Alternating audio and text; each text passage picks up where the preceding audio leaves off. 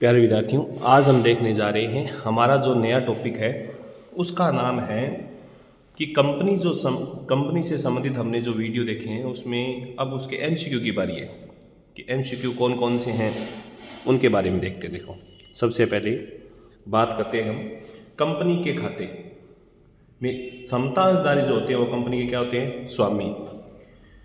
अब इसकी आप डेफिनेशन भी देख सकते हैं। नए मांगी गई पूंजी का वह भाग जो कंपनी के समापन पर मांगा जाता है उसे क्या कहते हैं? संचित पूंजी, या इसे कहते हैं आरक्षित पूंजी। इसका दूसरा नाम आजकल एनसीईआरटी में क्या आता है? आरक्षित पूंजी आता है। अभी संचित पूंजी के निर्धारण हेतु आवश्यक कौन सा होता है? अभी तो संचित पूंजी क्या होती है? विशेष प्रस्ताव द्वारा होती है जो कंपनी के समापन पर मांगी जाती है। अंश निर्गमन हेतु एक सार्वजनिक प्रस्ताव किसका निर्गमन करता है? कोई भी कंपनी का अंश जारी करती है तो जनता में क्या जारी करती है? अभी प्रविवरण यानी विज्ञापन जारी करती है अपने अंशों से संबंधित। कंपनी की अधिकृत पूंजी से क्या से है? जो पार्षद सीमा नियम में उल्लेखित पूंजी वाक्य में उल्लेखित होती है। इसका वर्णन किस में होता है? पूंजी वाक्य में, जो चिट्ठे के जोड़ में शामिल कभी नहीं की जाती है। अंशों के निर्गमन पर प्राप्त प्रीमियम को दर्शाया जाता है किसमें? भी चिट्ठे के समता दायित्व पक्ष में रिजर्व एंड सरप्लस में दिखाया जाता है। सारणी ऐप के अनुसार बकाया पर जो ब्याज होता है वो कितना होता है? 10। और अग्रिम पर जो होता है वो कितना होता है? अग्रिम पर होता है 12%। अग्रिम पर कितना होता है? अभी 12% जो होता है वो एडवांस पर होता है सारणी ऐप के अनुसार। सारणी ऐप के अनुसार कंपनी अग्रिम पर ब्याज कितना दे सकती है? अभी बढ़ गया है 12%।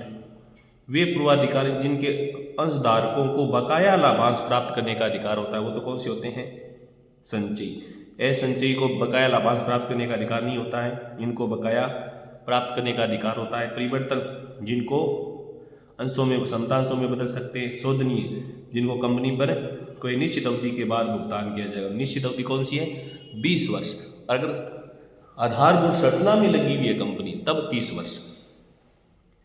सार्वजनिक कंपनी में अधिकतम सदस्यों की संख्या कितनी होती है? भी अधिकतम अंशों की संख्या के बराबर हो सकता है। न्यूनतम कितनी होगी? 7।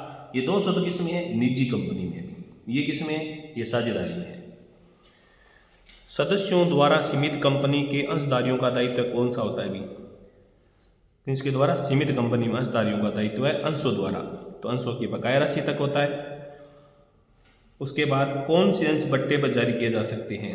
स्वेट समतांश। किसको जारी किए जाते हैं? ये ध्यान में रखना है। अभी बट्टे पर जारी किए जाते हैं, अपने कर्मचारी संचालकों को जारी किए जाते हैं। क्यों जारी किए जाते हैं? तकनीकी ज्ञान, कुशलता या बुद्धिमत्ता के लिए उनको जारी किए जाते हैं, ये ध्यान में रखना है। यदि हरण किए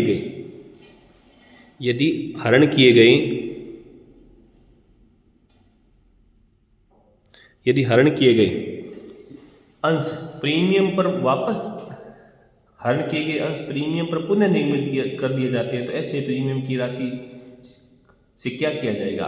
तो इसे प्रतिभूति प्रीमियम में लिखा जाएगा। भी जब हरण किए गए अंशों को पुनः निगमन के पश्चात अंशहरण खाते का जो लाभ होता है, जो बचा शेष है, उस किस खाते में डाला जाएगा? पूंजी संचय में। अगर पुनः निर्मित न करें तब अंश पूंजी में। दोबारा याद रखना भी, अगर जब्त किए गए अंशों को आपने पुनः निर्मित कर दिया है तब तो इसका बचा शेष जाएगा किसमें? पूंजी संचय में। और अगर आपने पुनः निर्मित नहीं किए हैं तब इनका शेष किस में जाएगा? अंश पूंजी खाते में। याद रखना, अंशों पर प्राप्त प्रीमियम का उपयोग किया जा सकता है। पूर्ण पद बोनस अंशों में हो सकता है, प्रारंभिक व्यय में हो सकता है, अधिमान अंशों के शोधन प्रीमियम में भी हो सकता है, लेकिन लाभांश वितरण के लिए इसका उपयोग नहीं किया जा सकता, ये ध्यान में रखना है। भी अंशों का हरण किया जा सकता है अगर उन्होंने मांग राशि का भुगतान नहीं किया गया है तो अंशों का क्या कर सकते हैं? हरण। उसके बाद आगे जो आपके प्रश्न हैं ऐसे कर लेते हैं थोड़ा सा। जब अंशों का आवंटन किया जाता है, अलॉटमेंट किया जाता है, तो निम्न में से कौन सा खाता क्रेडिट होता है? अभी कौन सा होता है? अंश पूंजी खाता। 2 लगातार मांग के मध्य कितना समय होता है? अभी कम से कम 1 महीने का समय होना चाहिए। 14 दिन पहले क्या जानी चाहिए? सूचना। प्रवर्तकों को उनकी सेवाओं के प्रतिफल के स्वरूप अंशों का अगर निर्गमन करते हैं तो कौन सा खाता डेबिट होता है? तो इसकी एंट्री होती है गुडविल अकाउंट या टू शेयर कैपिटल, तो इसका सही कौन सा होगा? ख्याति खाता। अगर प्रवर्तकों को उनकी सेवा के बदले हम अंश दे रहे हैं। बकाया याचना मांग पर प्राप्त ब्याज की राशि को किस खाते में डाला जाता है? लाभ हानि खाते में। आवेदन पर प्राप्त प्रतिभूति अंश की न्यूनतम कितनी आवेदन राशि को प्राप्त करना आवश्यक है? कितनी राशि भी? अंशों के अंकित मूल्य के कम से कम 5%। लेकिन अगर सेबी की बात हो तब सेबी की बात हो तो निगम मूल्य का 25। ये ध्यान रखना है। अधिनियम के अनुसार तो 5% अंकित मूल्य का है और सेबी के अनुसार 25% निगमन मूल्य का है।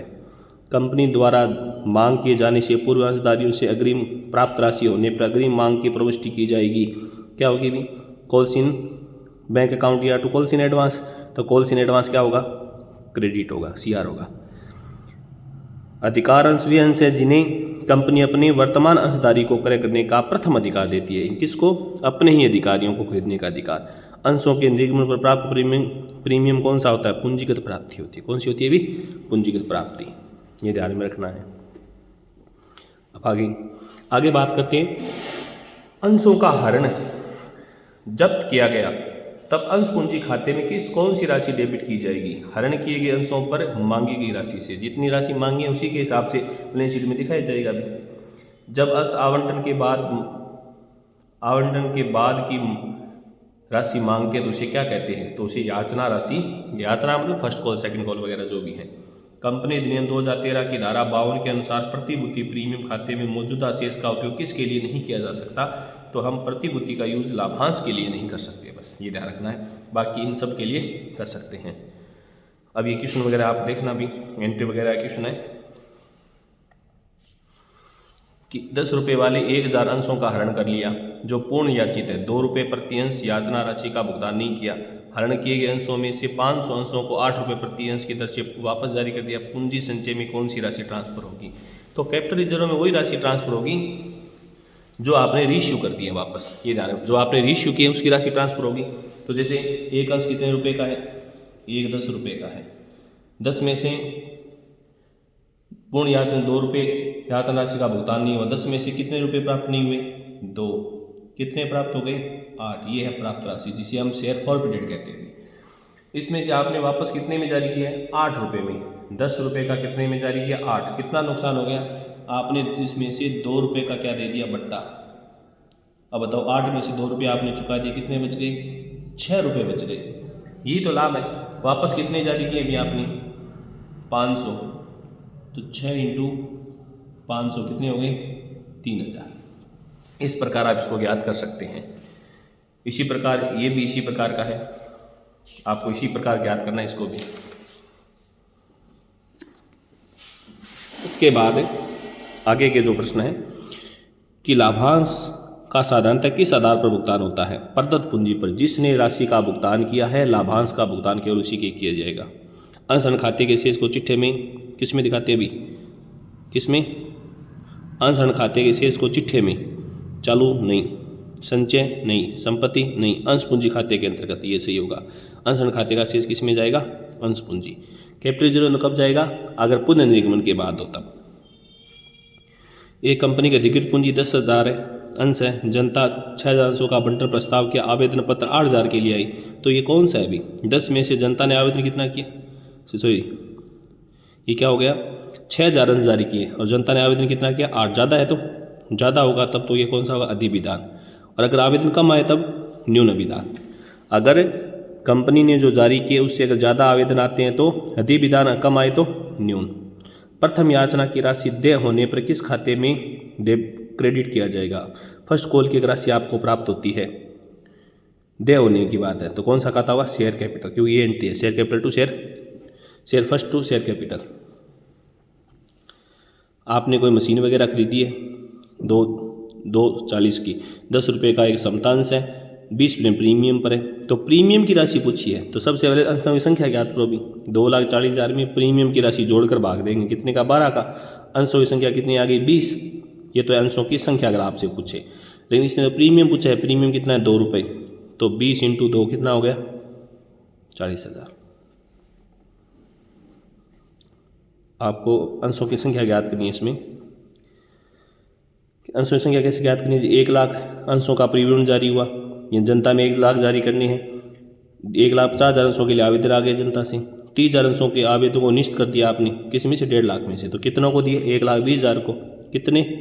सुरेश जिसे 4000 अंश बंटित किए गए, आवेदन किए गए अंशों की संख्या बताओ। तो इसको किस प्रकार याद करना है अभी आपको ये ध्यान में रखना है कि सुरेश को ये 4000 क्या है, ये अलॉट किए गए हैं।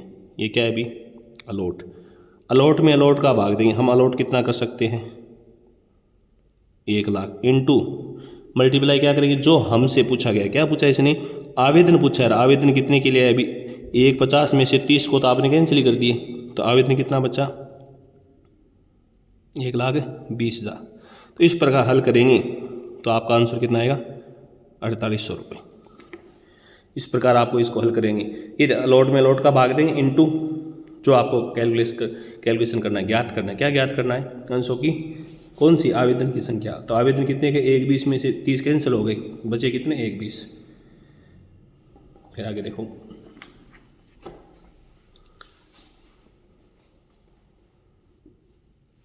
अब आगे देखते हैं भी कि श्वेत समतांशों का निगमन कंपनी द्वारा अपने कर्मचारियों और संचालकों को किस मूल्य पर किया जाता है, बट्टे पर या बट्टे के अतिरिक्त। अब इसमें देखो ऑप्शन बट्टा भी है, लेकिन बट्टे के अतिरिक्त क्रय प्रतिफल हेतु जारी सही ऑप्शन नहीं होगा। तो आपको ध्यान में रखना, किसके लिए जारी किए जाते हैं, किसको, कर्मचारियों को, किसके लिए, बौद्धिक क्षमता के लिए। जब कंपनी प्रवर्तकों उनकी सेवाओं के लिए पूर्ण पद अगर अंश जारी करते हैं तो empty goodwill to share capital होगा। ये तो हम बात कर चुके हैं। कर्मचारी स्टॉक विकल्प योजना में कंपनी के अंश पूर्व निर्धारित मूल्य पर खरीदने का अधिकार दिया जाता है। किसको भी, किसको के कंपनी, केवल कंपनी के कर्मचारी और अधिकारियों को। इसे कहते हैं कर्मचारी स्टॉक विकल्प योजना, जो अपने कर्मचारी अधिकारियों को निश्चित मात्रा में खरीदने का ऑप्शन दिया जाता है। अंशों का निगमन किस पर हो सकता है, सममूल्य बट्टे प्रीमियम पर, ए और बी। सममूल्य बट्टा बंद हो गया ना धारा 53 के अनुसार। अब ये तो हो गए अंश। अब बारी है डिवेंचर, ऋणपत्रधारी होते हैं। हाँ, अब आगे देखते हैं नेक्स्ट वीडियो में डिवेंचर के बारे में।